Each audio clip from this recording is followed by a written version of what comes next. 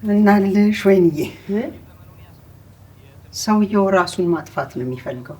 አበስኩ ገበር ምን ነው? እኔ ምን አውቄ?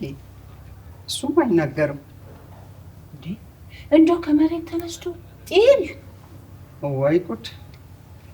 ጤል ቢልማ በምን ጣሙ? የእሱ ሀሳብ ሌላ ነው። በቃ መንገድ ላይ እየተንቀዋለነ አግዙኝ ይላል። ግደሉኝ አለ ወይ አንቺም ኧረ አላለም። እስኪ አስጨርሽኝ።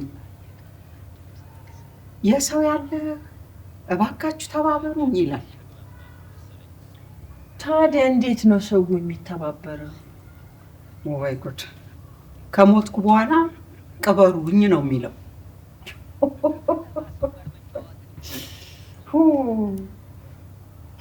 ራሱን አጥፍቶ ቀባሪ ፍለጋ ነው እንዴ የሚገላታ? እኔ የምለው ራስን ማጥፋት በሁሉም ሃይማኖት ኃጢአት አይደለም? እውነት ነው። እኔ ግን እንዴት አንጀቴን እንደበላው።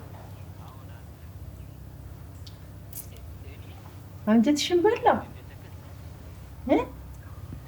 ራሱን አጥፍቶ ቀባሪ ያጣ ሰው አንጀትሽን የሚበላው? ትሰሚኛለሽ? ህይወት እኮ ክቡር ነገር ነች። ማንም ዘሎ በቃኝ ማለት አይቻልም። አንቺ ደግሞ ምን ነው ሆድ ብሶሽ አያውቅም? ለምን ተፈጠርኩ ብለሽ ጠይቀሽ አታውቂም? እሱስ እውነትሽን ነው። እኔም አንዳንዴ እንደዚህ አይነት ነገር ይሰማኛል እኮ። እውነት ነው። በቃ ሰውየውም እንደዛ አሰበ። መኪናውን እየነዳ የሚረዳው ሰው ፍለጋ ሽዋል። አቤት የሰው ሞኝነት!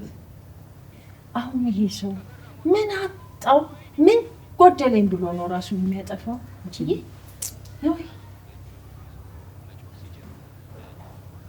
ታውቂያለሽ፣ አለምዬን አስታወሰ። ምስኪን እንደው በስተመጨረሻ ሰው አገኘ። አይ እሱማ አይደለ ታሪኩ።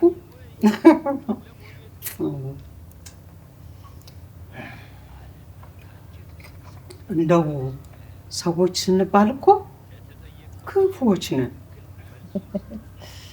ይኸውልሽ ይሄን አይኔን አውጡልኝ ብትይ ስንት ከፊኛለሽ ነው የምትባየው። መልሱ እንደዛ ነው። አልፈርድባቸው፣ እውነታቸው ነው። እኔም ብሆን እዚህ ተግባር ውስጥ ገብቼ ነፍሴን ለሲኦል አዳርጋት። ጎመን በጤና ግን የሚገርመው ሰውየው እርዳታ የሚጠይቃቸው ሰዎች በሙሉ የሰውየውን የህይወት ጉዞ መስመር የያዙ ናቸው። ከተራ ወታደር እስከ ተስፈኛው ሰውዬ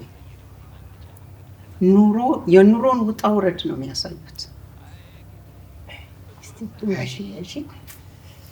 ይኸውልሽ እንደኔ ይህን ፊልም የሰራው ሰውዬ የኑሮን ፈተና የህይወትን ውጣ ውረድ በደንብ ተረድቶታል። ይገርማል። እኔ የምለው እንደው ከየት አይተሽ ነው እንደዚህ ፊልም ያስገኛል? ወይ ባባዬ እኮ ይዞት መጥቶ አንድ ላይ ነው ያየነው።